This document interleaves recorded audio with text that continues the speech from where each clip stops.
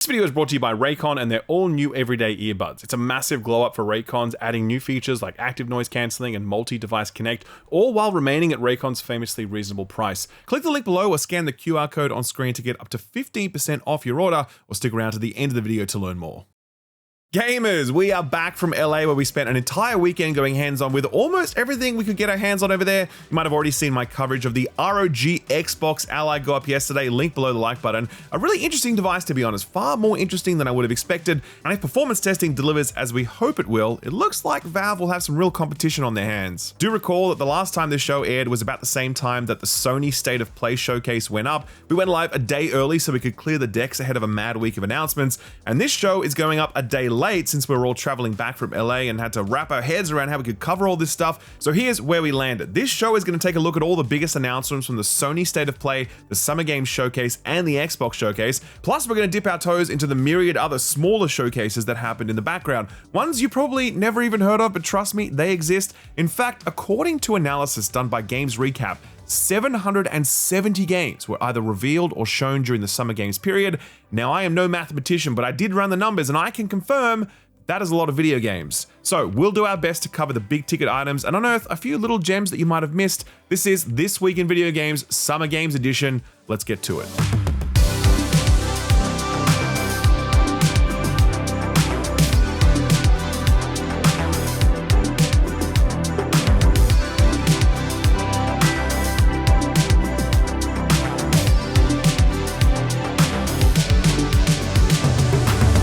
It feels like 3 months ago now, but just 7 days ago, Sony aired their 2025 State of Play showcase. The post-air chatter around it was surprisingly muted, given that I think the showcase was a bit of a banger, but because it was absent any big first-party AAA announcements, many people were left feeling a little whelmed. Not me though. From the first moment that Luminous Arise appeared on screen, I knew we were in for a good show.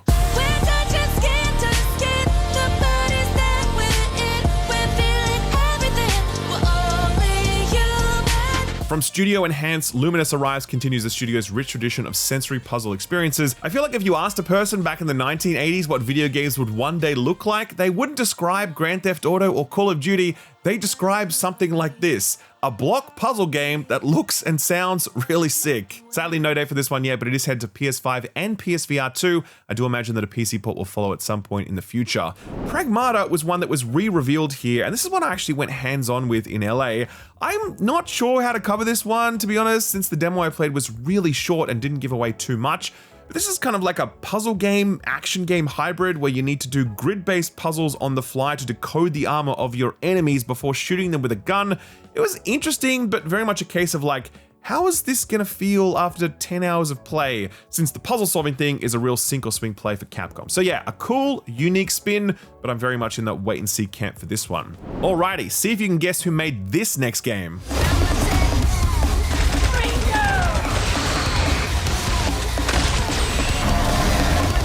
This is Romeo is a Dead Man, and from the moment this trailer started rolling, I was like, oh look, Suda51 made a new game. Sure enough, when the trailer was nearing its end, it was revealed that this is indeed his work, and that it's out sometime next year for all platforms bar Switch. Absolute insanity, as only Suda can produce, God bless him. We've seen Silent Hill F a few times now, but this was by far and away our best look at it. This is a really big swing for Konami, setting the game somewhere other than Silent Hill for the first time, while betting on the talent of Ryokishi07, a horror writer with a big rep in the visual novel scene. Honestly, it's looking fantastic. Konami is slowly but surely rebuilding their cred with releases like Silent Hill 2 Remake, Metal Gear Solid 3 Delta, and now this. They got a lot to make up for, but it seems like they're doing it. Bloodstained: The Scarlet Engagement is the follow-up to the excellent Bloodstained: Ritual of the Night from famed Castlevania creator Koji Igarashi. Takes the series' art design to a whole new level and is looking absolutely superb. It's out sometime next year. This next one may be my favorite trailer of the entire show. Just toilet? Toilet? Yeah, I just need to pee. How badly? Just normal. Bad. Yeah, just go behind this bush. I'll wait. I can run away. Pee shy. No. Yeah, no, you don't want me watching. You can watch. This is Baby Steps, the next thing from Bennett Foddy of Getting Over It and QWOP fame, as well as the people behind the excellent Ape Out. It's basically like open world QWOP starring a Seth Rogen coded dude, and honestly, it looks like peak cinema. I don't actually plan to play this as much as I plan to watch other people suffer through it. but I think the feeds are going to be serving up some choice reaction clips when this thing goes live. It's now locked for a September 8th release date for PlayStation and PC. One sort of related title I'd like to put on everyone's radar is Can, which also got a release date during Sony's showcase. This is a rock climbing game, but it's very physics-based where you control each individual limb, and as a result, the whole thing feels very tactile. It comes from the studio that made the excellent Fury, and I played it at Gamescom last year. I really loved it. It's now locked in for a November 5th release date, but there is a demo available right now if you want to check it out. The Mortal Kombat Legacy Collection is the next thing from Digital Eclipse, the outfit who have been honing the art of combining game preservation with museum curation. Each of their releases contains tons of archival and behind-the-scenes content, sort of like DVD extras, if anyone remembers those, rest in peace. This package contains Mortal Kombat 1 through 4 and looks pretty essential if you've ever been a fan of this series, which, let's be honest, most of us have been at some point. Here's one I was very happy to see, Neo 3. This is a series that I have a bit of a soft spot for, but I wasn't sure how much more life it had left in it after Team Ninja has been pumping out Neo 1 and 2 and Wolong and all of its DLC, and also Rise of the Ronin, but they're doing it. They're returning to where their modern resurgence began, and I'm into it because where so many Souls-likes follow the FromSoft rulebook with a frustrating lack of innovation, Team Ninja really do ignore a lot of that rulebook to arrive at their own thing. Biggest change here is that the series is going open world, which is nice because the level design of older Neo games is definitely a bit dated. This one is due out in 2026, but believe it or not, there's actually a PS5 exclusive demo for this available right now. I will be checking it out just as soon as I'm done playing through Death Stranding 2. Subtle flex. Thief is back in VR form, and yeah, I don't know, most VR titles these days are a little more miss than hit, so hopefully this one bucks the trend. Tides of Tomorrow is a very promising looking multiplayer narrative adventure game.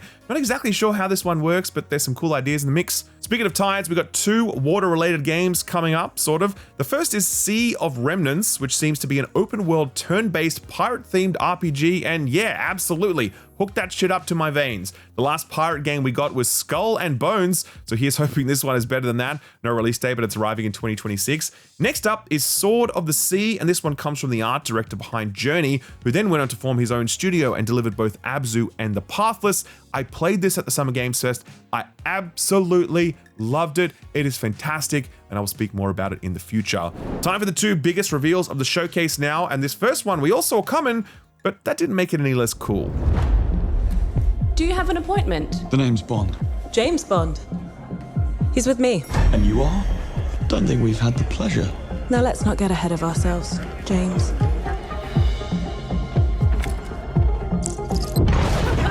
So you shouldn't have.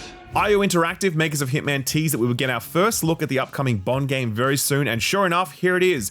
007 First Light is the name, and it's fitting because this isn't the story of a seasoned, grizzled Bond who has already stacked a sky-high body count in every sense of the term. It's the story of a young 23-year-old Bond, fresh out of the Navy and without his 00 designation yet. Bond has a chip on his shoulder and plenty to prove. Reminds me of my early days, only I was driving a Nissan Pintara instead of an Aston Martin. Other than that, we're basically the same. I think the direction of this is absolutely perfect. We've seen a seasoned Bond so many times before, but to step into his shoes at the beginning of his career is a stroke of genius on the part of IO. I think they really nailed it here, and given their extensive experience in making and refining the Hitman formula, I really can't see how this can go wrong. No date yet, but it's expected sometime in 2026. If you're wondering where Ghost of Yotei is, then I'm sorry to leave you in suspense, but Sony kept it under wraps in this showcase, promising a dedicated deep dive sometime in July, so stay tuned for that.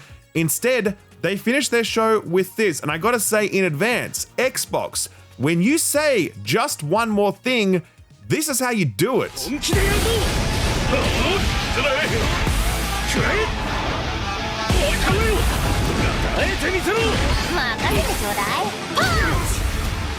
Say a big, brash, colorful hello to Marvel Tokon Fighting Souls, coming to PS5 and PC sometime next year.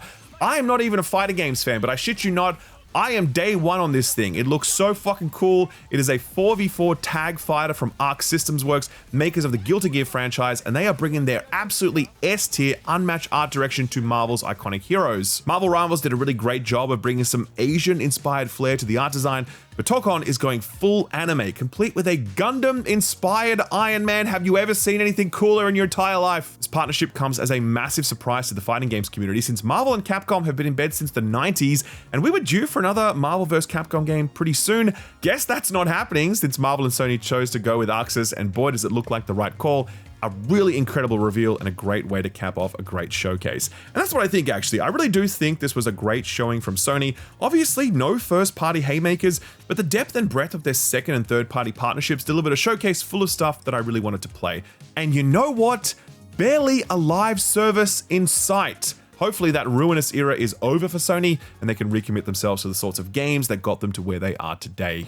All right, so that's Sony done. What do you got for us, Jeff?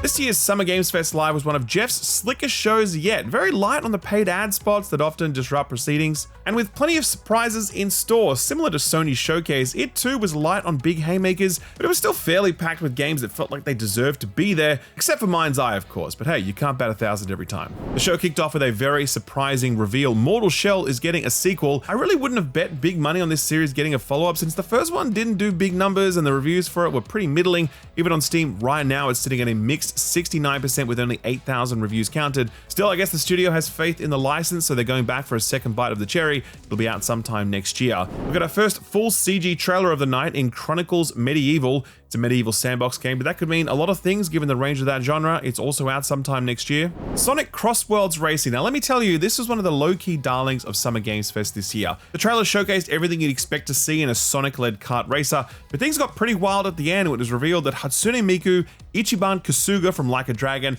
Joker from Persona 5, and Steve from that Jack Black movie will also be joining the lineup. Pretty huge to be honest, but not as huge as the hands-on impressions coming out of Summer Games Fest, all of which were really glowing. I spoke to a bunch of people who played this thing, and they all came away with huge smiles on their faces. Some of them even said that it was doing for them what Mario Kart World wasn't, namely surprising them and showing them something new. If the new Mario Kart is feeling a touch familiar to you, then this may be one to put on your radar. It's dropping September 25th for all platforms. It was really nice to see Code Vein get a sequel. This was basically anime Dark Souls, but it had its own twist on the subgenre, and the art design and setting also felt distinct amid the sea of grimdark fantasy settings we're so used to. No release date for this one yet, but it's arriving in 2026. From a bunch of people who made the original Little Nightmares games comes End of Abyss. I actually got to go hands-on with this while I was in LA, and I really enjoyed it. Just imagine Little Nightmares with guns, and you're most of the way there. It's being made by a small team of around 9 people, but they're super experienced, which definitely shows as you play through this thing. Do keep it on your radar. It's definitely one to watch. We've got our second CG trailer of the night in Game of Thrones War for Westeros.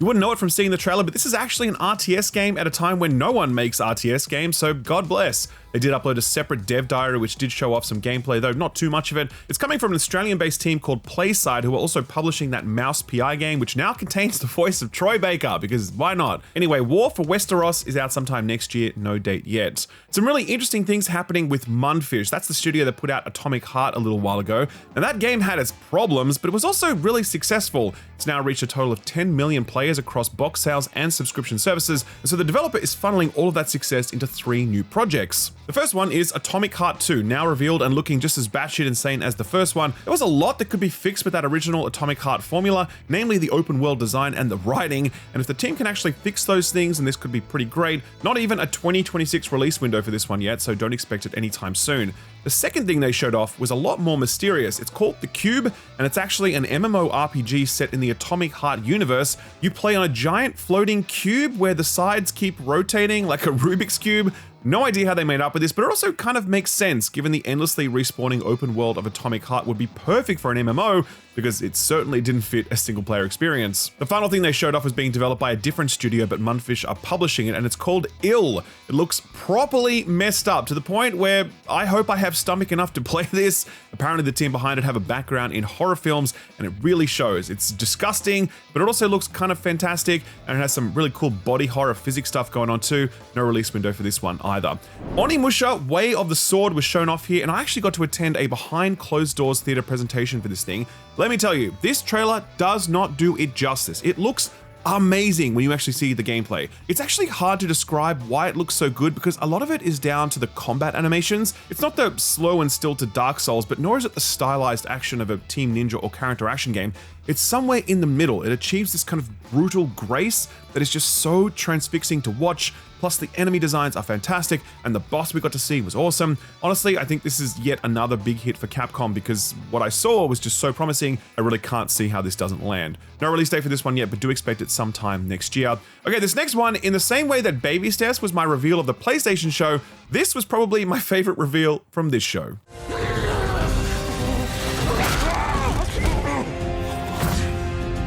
Attaboy. Attaboy. This is Felt That Boxing, and it's basically foul-mouthed Muppets crossed with Mike Tyson's Punch-Out. What you're seeing here is actual gameplay, believe it or not. I'm not exactly sure how they pulled this off, but yeah, they really are using Unreal Engine 5 to make gameplay that looks like live action. This feels like it's going to be 4 hours long and laughs all the way through. Sign me up. No release date for this one yet. Arc Raiders got a release date of October 30th, which came as a big surprise to that growing community, since there were plenty of reasons to suspect a shadow drop. Now Marathon will launch ahead of Arc Raiders. Or will it? I think we all know the answer to that question. If you liked It Takes Two or Split Fiction, then I implore you, please put this one on your radar. This is Out of Words. It's a co-op action puzzle game that uses stop-motion animation in its cutscenes and in parts of its gameplay. It was one of the best things I went hands-on with at the Summer Games Fest, absolutely no lie. It was just brilliant, and I'll definitely be talking more about it in future, so stay tuned. Some rapid fire stuff now. The team that makes those really nice looking Lego games is making another one, and it looks really nice. Again, the team that makes those Jurassic Park management games is making another one, and it looks like another one. Lies of P's Overture DLC was shadow dropped, and the reviews are absolutely glowing for it, so go out and grab that now. Mina the Hollower is now locked in for an October 31st release date, and there's a demo available right now on Steam. There's a Deadpool VR game on the way, and honestly, I don't think I can handle 5 to 10 hours of Deadpool quips in my ears while also trying to fight off motion sickness. So I think I'll pass on this one. Thank you very much. Dying Light 2 The Beast is now confirmed for August 22nd. I played this one at Summer Games Fest, so I'll talk more about it in future, but I had a good time with it despite how familiar it felt. Axe of Blood is a very promising looking brawler that started out as a solo dev project. Definitely turned a few heads, that one. They're making a new Scott Pilgrim game, and everyone in the crowd who was old enough to know what that was went wild. Wildgate is now locked for a July 24th release, and it's looking super solid. Plenty of that old school Blizzard magic there. And Mecha Break launches July 1st. Plenty of hype for that one, given its absolutely huge concurrent player counts on Steam during its open beta tests. Slowing down a bit now, and the new game from Drinkbox Studios was revealed here. It's called Blighted, and it's an isometric action RPG. It's co-op. I did play it during the Playdays event, and I'm going to say that I wasn't feeling this one right out the gate.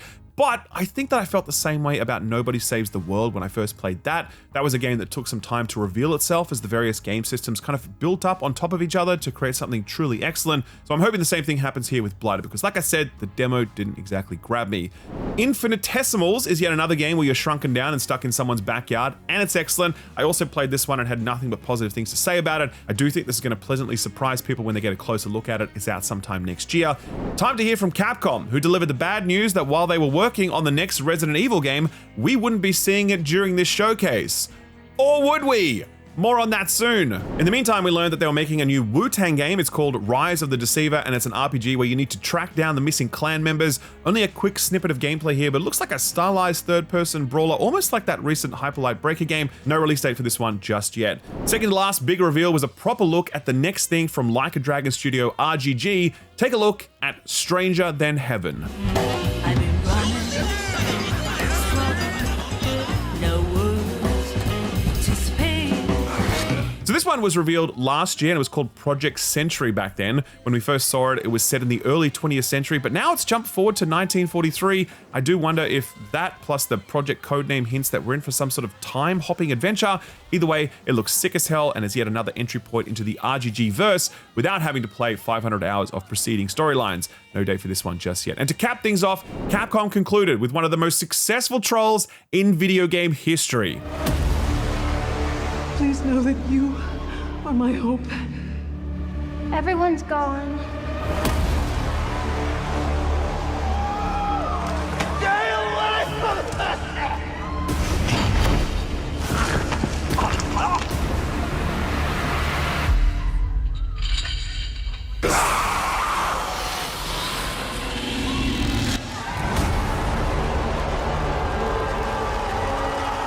I was there in the crowd when it became clear what we were looking at. You should have heard the straight up joy and excitement in the air. People were going absolutely nuts. Resident Evil 9 Requiem is on the way, and it's starring an all-new protagonist, Grace Ashcroft, who is meeker and milder than what the series is used to, though to be fair, Ethan Winters wasn't exactly the last action hero. Having said that, there is plenty of chatter that other characters will also be playable throughout this next chapter in the saga, with big money that Leon S. Kennedy will be roundhouse kicking his way back into the action.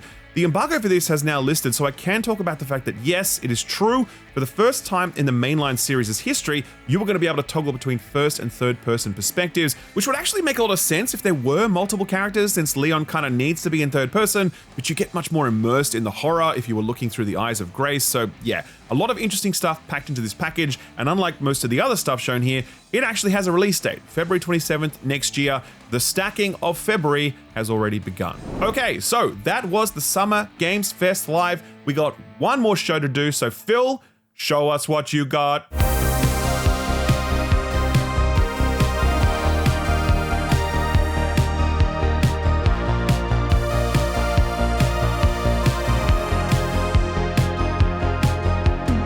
Xbox's annual showcase was rather in keeping with the other showcases this year. It was light on the big first-party AAA announcements, but a focus on quality AA and third-party reveals really gave the impression that Xbox were focused on the right stuff as they curated their run of show. The showcase began with a look at Outer Worlds 2, so let's take a look at that now.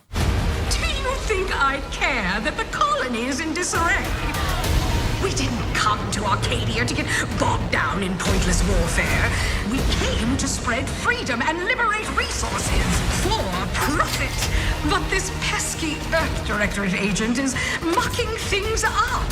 This is one I actually got to go hands-on with while I was there, and I'll be honest and say that the slice we played made it really hard to assess whether or not this sequel had actually solved any of the issues that held back the first game, namely world design and the whole choice and consequence thing. I enjoyed it, but I definitely need to play a bunch more of it before reaching any conclusions. Do note that Microsoft confirmed that Outer Worlds 2 will be selling for $80 US, which seems like a bit of a self-owned given the entire premise of this game is skewering greedy corporations.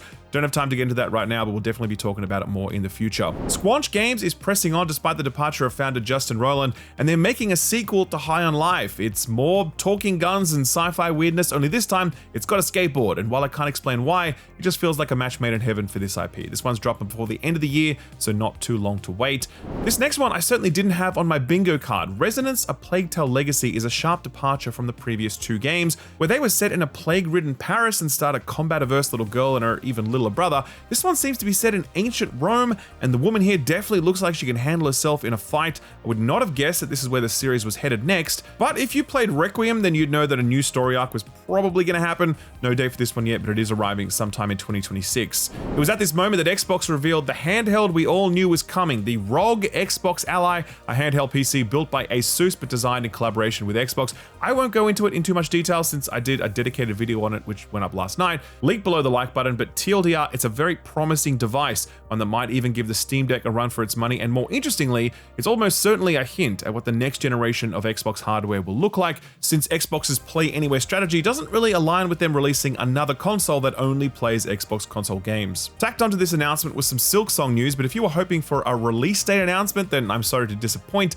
All that was said was that Silksong would be available at launch and in Game Pass when the ROG Xbox Ally launches later this year. Hey, at least they're still aiming for 2025. Okay, so I'm going to play a trailer now, and it's from a new studio. See if you can guess which game the people involved worked on before this.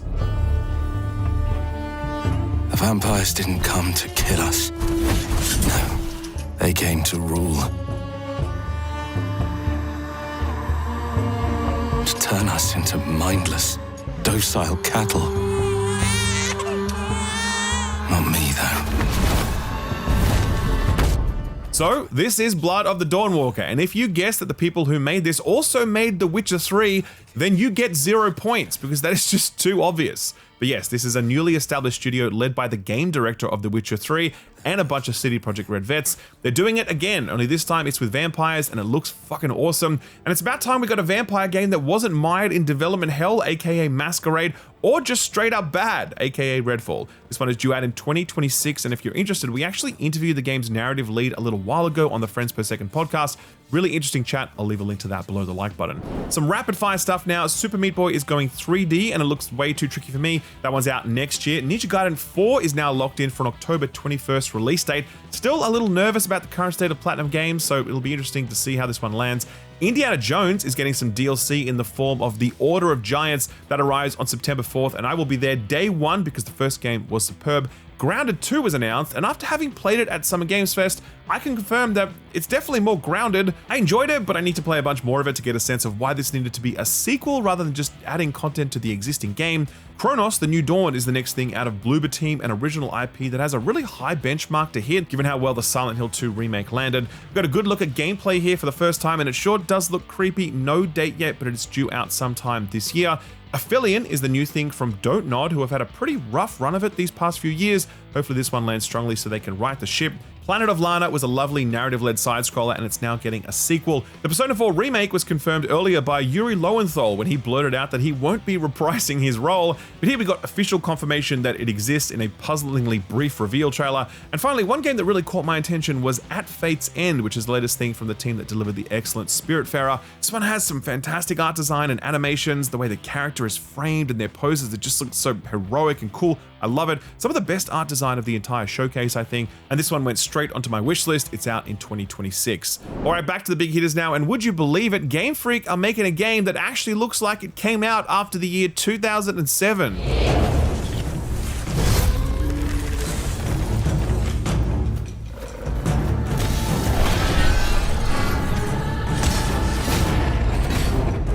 This is Beast of Reincarnation, and while we don't exactly know what it is, we do know that it's Game Freak's first major non-Pokemon release in a hot minute. Kind of looks like if Princess Mononoke was a Souls-like, and yeah, that's actually a pretty cool hook. Much like everything else in the showcase, no date yet, but it's out next year. This next one really caught a lot of people by surprise. Take a look at There Are No Ghosts in the Grand Hotel.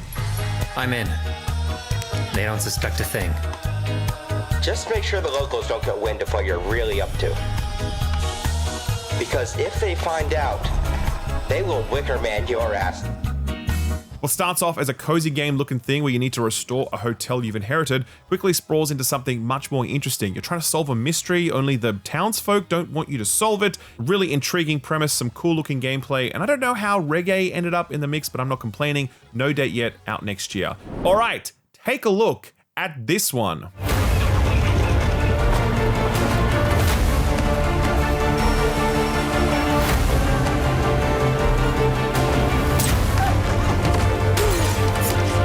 So this is Mudang Two Hearts, and it really came out of nowhere because the studio behind this doesn't seem to have released a game before, or at least certainly not a game like this. And now this comes along, and it's looking like some seriously cutting-edge AAA production. The developers describe it as a stealth action thriller set in modern-day Korea, and the story centers on a group of terrorists intent on disrupting the reunification of the Korean peninsula. Some extremely strong vibes here, but honestly, some big question marks too, since this looks almost too good to be true. I'm keeping my hype in check for this one until I see more of it. It's out sometime next year. Surprise, they're making an invincible fighting game, and it's meant to be excellent. Kind of makes sense though, since the people making it are a new studio, largely comprised of people who worked on the original Killer Instinct games. Spoke to a bunch of people who played this at Summer Games Fest, and all of them loved it, including Ed, who is currently working on a write-up that should hit our Patreon soon, so stay tuned for that. So I'm going to jump forward now, because while Phil Spencer may have put us through the worst one more thing in history, I'm not going to do you so dirty. Two big games left I want to talk about before we finish, but before that, yes, there is a new Call of Duty game coming. Yes, it looked extremely exciting and cool until the moment that the Call of Duty logo flashed up on screen and shattered all of our dreams. Microsoft, please understand that when you say one more thing, it has to be something that's surprising and that we're actually interested to see, not the thing we all absolutely knew was coming at some point and that no one watching this show had any interest in. Anyway, back to some cool games, and it doesn't get any cooler or weirder than Double Fine.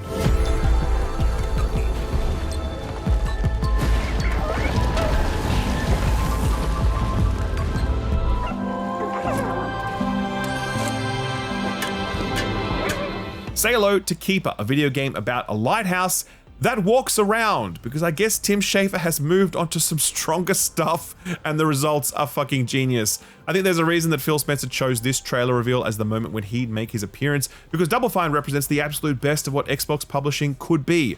wholly original, innovative, willing to put money into projects that aren't going to sell bajillions of copies, but that are going to leave an impression on the people who play them and the industry as a whole. Double Fine is a very special studio, and they appear to be making yet another very special game, and best of all, we won't have to wait too long for it, since Keeper arrives on October 17th for Xbox and Steam. Okay, now to finish off, here's what Xbox should have concluded their showcase with, because for my money, this was the single best game shown during the entire Summer Games period.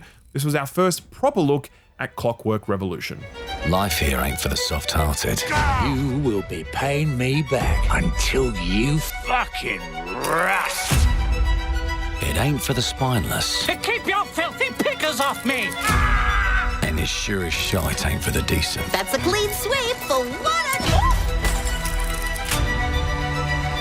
There has been a crime! In Exile have long been overlooked, but if you played Wasteland 3, you would know that these people are master RPG makers. Prior to Baldur's Gate 3, the CRPG genre didn't get as much attention as it does now, so In Exile pivoted away from it and towards something with a lot more mass market appeal. I kind of expected this to be sort of like a Bethesda game, but this seems to be that, but also a big healthy serving of like Dishonored and Bioshock thrown in there as well. This is so funny, its characters are already so memorable, its setting is so interesting, its RPG flourishes are so rich, and that time manipulation gameplay that they teased at the back end of the trailer was the real cherry on top, hinting at a game that's just as strong in its action as it is everything else. An absolutely stunning trailer that basically put this game at the very top of my wish list instantly. In Exile were one of Microsoft's earliest acquisitions, and they certainly made a smart bet back then. No date for this one yet, not even a 2026 window, so the wait for this one might be quite long indeed. And that was the Xbox 2025 showcase. Like I said, it didn't have your Fable or your Gears of War E-Day or your next Halo or whatever, but I do think it had a bunch of stuff that was compelling in its own way. It was a general theme of all three showcases and the hands-on play days event that I attended. It was less of the big stuff, and that left room for smaller releases to shine, and I personally quite enjoyed that, since most of the best stuff I play these days comes from smaller teams working on smaller budgets. Alright, so other than everything in the big showcases, what else got announced or delayed this week? Well, let's start small with the fact that off the back of the Cyberpunk release on Switch 2, CD Projekt Red announced on a live stream that they were working on another patch for Cyberpunk 2077 against all expectations. No details yet about what this update contains, other than the fact that it's coming out on the 26th of June, but Associate Game Director Paul Sasko says that, quote, "We have been cooking for you in secret for a bit. As usual, I'm taking care of the update personally, and we will communicate more when it's ready," end quote. Color me intrigued. While we're on the topic of CD Projekt Red, the creator of Gwent and the showrunner for Cyberpunk Edge Runners, Rafal Yaki, announced his new game last week as well. It's a roguelike deck builder called Dice Legends, which is not exactly the most exciting name, but when it's coming from the Gwent dude, that definitely raises interest a little bit. The shtick here is the interaction between your cards and dice, since you need to use your rolls to activate card abilities, and each character class rolls a different kind of die. Could be a really good one for those deck building sickos. It's due out on PC during the third quarter of the year. There's a demo out right now during Steam Next Fest. Should we stick with the Europeans for a bit? Sure, let's do that. I'm keeping a very close eye on this next one, which was announced at the Future Games show. Owlcat Games are working on a video game based on the Expanse TV show called Osiris Reborn. It's coming to PC, PS5, and Xbox Series consoles. I love The Expanse, and this is just like, what if we made a Mass Effect game in that universe, which is just about as good a pitch as you can get, since The Expanse was basically Mass Effect anyway. Owlcat are known for their CRPGs like Pathfinder and Rogue Trader, so hopefully some deep choices and consequence in this one. You play a mercenary caught in a wide-reaching space conspiracy while gathering a crew to adapt and survive. No release date for this one yet, sadly. Over at the PC Gaming Show, they hosted a reveal for a new game from another European icon, Moomin Troll Winter's Warmth. This is a top-down adventure about surviving the cold all alone, based on the Moomin series of books and comics from Finland. The developer released another game based on Moomin last year called Snufkin Melody of Moomin Valley, which was very well regarded, so no surprise that they've gone back for another bite. Did you know that Sam Lake from Remedy actually said a couple of months ago that making a Moomin game was actually one of his dreams? Let's hope he can make it happen one of these days. Over to Asia now, and Black Myth Wukong was finally announced for Xbox Series consoles last week, and it's coming on August 20th, exactly 1 year after it launched on PC and PS5. Now, Game Science denied any marketing or exclusivity deal with PlayStation at the time, and if they did have one, it would have been weird that they kept it secret since these things happen all the time. They said that Wukong not arriving on Xbox earlier was due to technical issues, which kind of makes sense given the Series S limitations, but now given the exact 1 year gap, maybe all those conspiracy theorists were onto something. Here's a game that closed out the Southeast Asian Games Showcase, No Straight Roads 2, a sequel to the action game from 2021 that was set in a world where rock and roll folks fought against a giant EDM corporation. Did this game walk so Hi-Fi Rush could run? A little bit, I think. Anyway, the sequel expands on the scope of the game and takes the action to several new locations shaped by different musical cultures, and is due out in 2026. In what is now true Nintendo fashion, they announced a new Splatoon game via that mobile Nintendo Direct app. It's called Splatoon Raiders, and it appears to be a single-player action-adventure game slated for Switch 2, but they were really light on details, and there's no date yet, and if I'm sounding confused, it's because they announced it via an app. So, you know, that's what you get, Nintendo. Here's a new one from Surgeon Studios, the developers of Tales of Kenzera Zao. We knew this outfit was making a horror game, and it's been revealed as Dead Take, a horror game themed around, quote, power and corruption in the entertainment industry, end quote, ish. Sounds pretty dark based on some of the stories we already know to be true. You don't even need to imagine the horror for this one.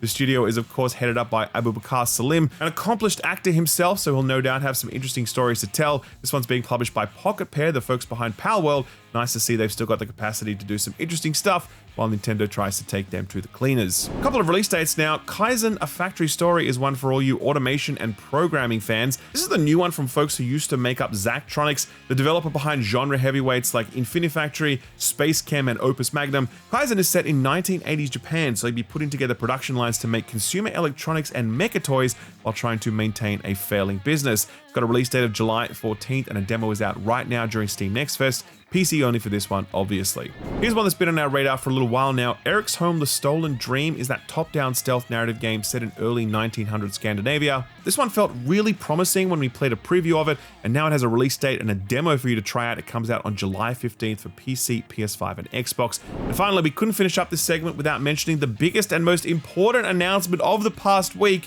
Move over Mario Kart, move over Sonic Racing, because Garfield Kart 2 All You Can Drift was announced last week, and it is absolutely going to claim arcade racing superiority when it releases for all platforms on September 10th this year. Microids is clearly living it up on the ironic popularity of the last one, and man, to be honest with you, I can't blame them. So what came out last week? Well, obviously, the Switch 2 launched last week just before Summer Games Fest, and now that feels like a year ago in the world of games media, but some of the critics and outlets out there still managed to turn around reviews despite juggling everything else going on right now. Let's check in with Mario Kart World, which has been received much more divisively than I would have imagined, since some people really don't seem to vibe with the whole open world thing. The numbers are still solid though. Over on OpenCritic, it's still sitting at a mighty 86 and is the best rated game on the Switch 2 so far, which is probably what you'd expect given that there's literally only 3 other exclusives and none of them are particularly great. GameSpot gave this one 9 out of 10 and said that, yeah, the free roam stuff felt pretty insubstantial, but quote, nearly nothing else does. Mario Kart World is a massive, sprawling sequel that playfully expands and iterates on the qualities that made Mario Kart 8 Deluxe such an enduring success.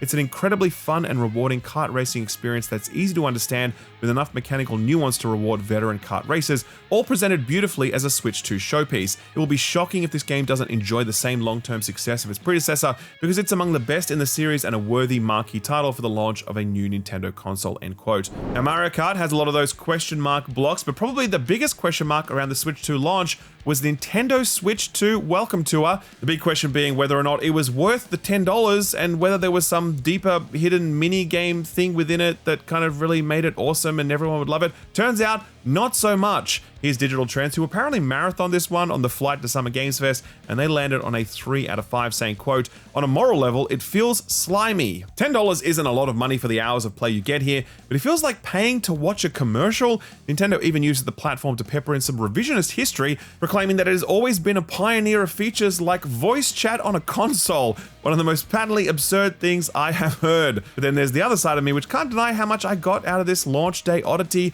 I'm much more knowledgeable about gaming tech, I have a greater appreciation of technical engineering, and I'm filled with genuine curiosity when I look at my Joy-Cons, end quote. That's basically the gist around at the moment, with Welcome to currently sitting at a weak 62 on OpenCritic, making it one of the lowest rated first-party Nintendo releases of all time. A real head-scratching own goal from a company that should and could have made something better and charged less for it. Let's move over to June Awakening. How's June doing? Man, pretty damn well. Its concurrent player counts were looking very healthy in its early access period on Steam and have continued to do so, peaking at over 142,000 people at the time of writing. Over on OpenCritic, it's also sitting comfortably on a mighty 84, though it's worth flagging that that's with 6 reviews at the time of writing. On Metacritic, it's more like a 79 with 15 reviews. Here's GameRant that scored this one 8 out of 10, saying, quote, June Awakening gets a lot right when it comes to capturing the harshness and atmosphere of June's Arrakis. The survival systems are demanding, the world is immersive, and the overall presentation does a good job of honoring the source material without getting too lost in it. Even with its grindier moments, there's still a clear sense of progress that keeps things moving, especially when you lean into exploration, crafting, and faction play. It's the kind of game that knows what it is and sticks to it, even if that means some players may bounce off its slower pace or the lore-heavy storytelling, end quote. Should we cover Mind's Eye? Hell yeah, we should. So this one came out on Tuesday of this week, once everyone was coming back from Summer Games Fest. And while we were there was a lot of chatter within media circles about the fact that no one had received a review code for this thing yet. Fast forward to getting home, and I spoke to 3 other major outlets who were all flat out denied a review code, as was I. So I just knew this thing was going to be an absolute shitstorm, and boy oh boy, Mind's Eye did not disappoint. Right now on Steam, reviews for this one are mixed, with only 40% of them positive, and most of the reviews call out the game's abysmal technical performance as the reason why. Take one look at social media and you'll find some hilarious but concerning clips. For what it's worth, a lot of reviews do say nice things about the story, and it's a key reason why people keep sticking with it until the end, but it sounds like a lot of other people are regretting that decision. Here's Steam user Lose Is Improve, who had this to say after 11 hours played, quote, this game is clearly launched too early. Although the story and core gameplay show promise, it's overshadowed by technical issues and a lack of content. I'm currently at the end of the story, but can't finish it due to consistent crashes, each time forcing me to rewatch an unskippable cutscene, which becomes incredibly frustrating, end quote. Man, that is a much more polite review than I would have penned in that circumstance. Me personally, I am very curious to check out this car wreck of a game. It is absolutely crazy that one of the key folks behind GTA was happy to ship this in this state with his name on it, let alone IO Interactive publish it. I got a lot on my plate right now, but I'm definitely going to make some time for this one when everything calms down a bit. All right, let's leave the car crash behind now. What's coming out this week? Let's kick things off with The Alters, which comes out on Friday, June 13th for PC, PS5, and Xbox Series consoles, as well as day one on Game Pass. This is the new one from 11-Bit Studios, who are of course the folks behind Frostpunk and This War of Mine. Deep strategy games with some emotionally messed up twist that makes you think about the human aspect of war and survival. The Alters sees you manage a space station as its sole survivor, utilizing a key piece of sci-fi tech to ensure your survival, namely cloning yourself. Heard a lot of really great things about this one while I was over at Summer Games Fest from people already reviewing it, so I feel like this is definitely one to keep an eye on. Plus, we actually have the star of the game, Alex Jordan, joining us in person for this week's episode of the Friends Per Second podcast, which we recorded in LA. That'll be up over the weekend, so do look forward to it. Jumping over to next week on June 16th, we've got a game that a lot of people have been asking for, and a lot of other people have been asking, why does this exist? It's Gex Trilogy, a remastered re-release of the Crystal Dynamics made 3D platformer from 1995. Hope you're ready for some very dated pop culture references. This one's coming out on all platforms. On Tuesday, June 17th, we have Lost in Random: The Eternal Die, which comes out on all platforms as well as Game Pass. This is a really nice looking isometric action roguelike follow-up to the narrative adventure game published by EA Originals a little while back. Reviews for this one actually went out a week ahead of time, which is a great mark of confidence for the developers. It's sitting at a strong 82 on OpenCritic at the moment. We'll come back to those reviews next week, but do be sure to check this one out if it tickles your fancy. If you really want your fancy tickled though, you may want to check out Date Everything, which comes out on June 17th for all platforms. This is a sandbox dating game where you have the ability to romance a house full of everyday household objects. The whole bizarre idea is that you have special glasses that turn everything into a hot, dateable human when you put them on. The developers, who are made up of a bunch of voice actors, promise that the game has 100 fully voiced, dateable characters / objects, along with branching narratives and the promise that you won't be arrested for playing this video game. We'll see about that. Given the bonkers natures of that house, it's sad that there's no crossover with this game, FBC Firebreak, which is the co-op shooter from Remedy set in the Control universe as you play a cleanup crew in the oldest house. Very excited to play this one, if only because Remedy are trying to make a multiplayer game that you can play at your own pace and not, you know, suck up all of your time with battle passes and FOMO and whatever else. We spoke to the game director at Summer Games Fest, and it sounds like the Control Universe fans are going to be rewarded for giving this one a try. Apparently there's a lot of lore and story tidbits that only come out as you spend time with the game. This one's coming out on PC, PS5 and Xbox Series consoles, and notably it's landing on Game Pass and PS Plus catalogs day one. And finally, for Tuesday next week, we've got Tron Catalyst from Mike Bithell and his team, which is coming out on all platforms, and it's published by Devolver under their Big Fan label. This is a story-driven isometric action game based on the criminally underserved Disney property, and it's actually the second bite of the Tron universe for Bithell. The first was a visual novel called Tron Identity. This one looks cool though, and if you want to try it before you buy it, there's a demo available on Steam right now. Now, we covered a lot of stuff from all the Summer Games Fest showcases, but it wouldn't be fair if we didn't throw some spotlight on the Frosty Fest showcase full of games from Australia and New Zealand. Get it? Because it's winter down here while it's summer up there. Hence, Frosty Fest Showcase. Anyway, one of the standouts for us is this one that's been kicking around on the local circuit for a while now. Put this on your radar. Terror stalks the galaxy. The chronospheres leave nothing in their wake. Only one ragtag crew stands in their way. Enter the Chronosphere! This is Enter the Chronosphere, and at first you might be like, alright, this just looks like Hades with a psychedelic art style, but you would be wrong. This is actually a turn-based bullet hell game. So imagine Superhot crossed with Enter the Gungeon, and you've got a good idea of what to expect. Lots of near misses and ability chaining to set up some impossibly cool kills and escapes. But yeah, the psychedelic art style definitely makes it really cool. And also, one of the classes is just a huge bear. No release date for this one just yet, but there is a demo on Steam right now and a playtest you can join. So do check it out if you're keen. We've left a link to it over on our Steam Curator page, which also has links to all of the other Put This on Your Radar stuff we've recently covered. I'll leave a link to all of that below the like button. Sort of free stuff time now, and over on the Epic Store, the mystery game from last week ended up being Deathloop, which is either one of the greatest Arcane games ever made or the worst Arcane game ever. No, that's a lie. That was Redfall. But you know, you might not like this one. I personally didn't. Either way, you should download it to decide for yourself. It's joined by Ogu and the Secret Forest, which is a very cute titty puzzle adventure game. On Friday, they make way for 2 Point Hospital, which was the first comedy management game from the folks at 2 Point. All of them are really, really great, so do pick this one up if you haven't had the pleasure. Over on PlayStation Plus, they added a few new games to the PlayStation Plus catalog for the tiers above Essential. They include FBC Firebreak, as mentioned, along with Battlefield 2042, Ewan and Chronicles 100 Heroes, Endless Dungeon, and the Katamari Damacy remasters. And on Game Pass, they've also got some good stuff for June. The Alters, Lost in Random, and FBC Firebreak, as mentioned, the Space Marine 1 Remaster, Baldur's Gate 1 and 2, Crash Bandicoot 4, and EA Sports FC 25. Oh, and we can't forget Barbie Project Friendship.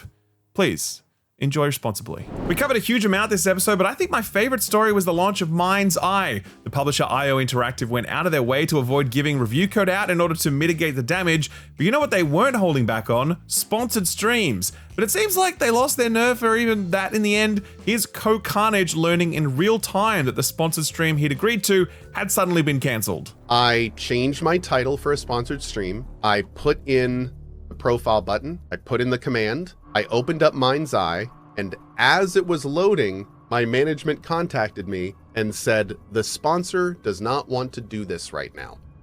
They would like to reschedule. And I said, oh.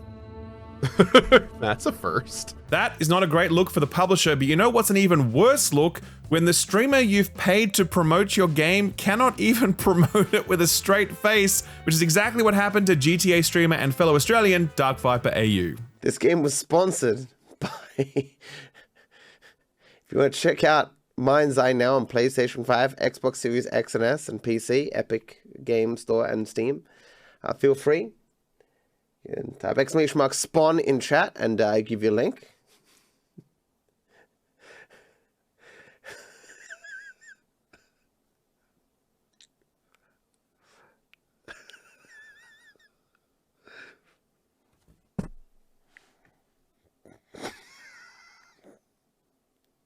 I'm pretty sure that this game is going to win Game of the Year this year. Ah, Mind's Eye, God bless. I feel like we need a release like this at least once or twice a year just to keep things interesting. But that is it. That concludes what I think is maybe the longest This Week in Video Games ever. We usually break the showcases up into separate videos, but we thought we'd cover them all in one fell swoop here. Let us know in the comment section what you think, and if you enjoyed yourself, be sure to drop the video a like, subscribe, and ding that notification bell. I'll be back over the weekend with the podcast that we recorded in LA, so until then, a big thanks for sticking right through to the end, and a big thanks to this video's sponsor, Raycon. Listen, I know that you know what Raycons are. You've seen them all over the internet for years, including from myself. I've been partnered with Raycon for like 4 years now. Massive shout out to them, by the way, for the support they provided the channel. So you think you've seen Raycons 100 times before, but you probably haven't seen these Raycons, because just recently, Raycon did a full refresh of their flagship product, their everyday earbuds. This new model is an evolution of Raycon's already incredibly solid and reliable product, improving every aspect of it while also adding entirely new features. On the improved side of things is the design, which is even more comfortable and ergonomic than before, and their in-ear design means that they stay on your ears way better than many other earbuds. There's also improved battery life. These things will go up to 32 hours now, 8 hours of direct playtime, and a fast charging case that gives you 90 minutes of playback in just 10 minutes of charging. In terms of newly added features, the everyday earbuds now have active noise cancelling, and this is a feature that you usually have to pay like a premium for from other brands, but Raycon have just added it while maintaining their same affordable price point that they've always been famous for. There's also now support for multi-point connectivity, meaning you can sync 2 devices at once, and the earbuds will automatically switch to whichever device is outputting audio. It is super convenient being able to sync these things to like an iPhone and an iPad at the same time. They even went the extra mile with the case, since in addition to your choice of colors for the earbuds, you can also buy a case protector that comes in a range of additional colors. I got the yellow sunset option, making it a lot easier to spot when I leave these things laying around my house, which is what I usually do. I've used Raycons for literally years now and have always been impressed with their performance and reliability. Hell, I actually own a few pairs at this point. I keep one next to my bed and one in my gym bag so I never accidentally forget them. If you want to grab a pair for yourself, then you are in luck, because Raycon are doing a special deal for viewers of this channel. Visit buyraycon.com/skillup to get 15% off your order. That link is below in the pinned comment, or you can just scan the QR code on screen, but it's buyraycon.com/skillup for 15% off your order. Thanks Raycon for sponsoring the video, and thank you for watching it.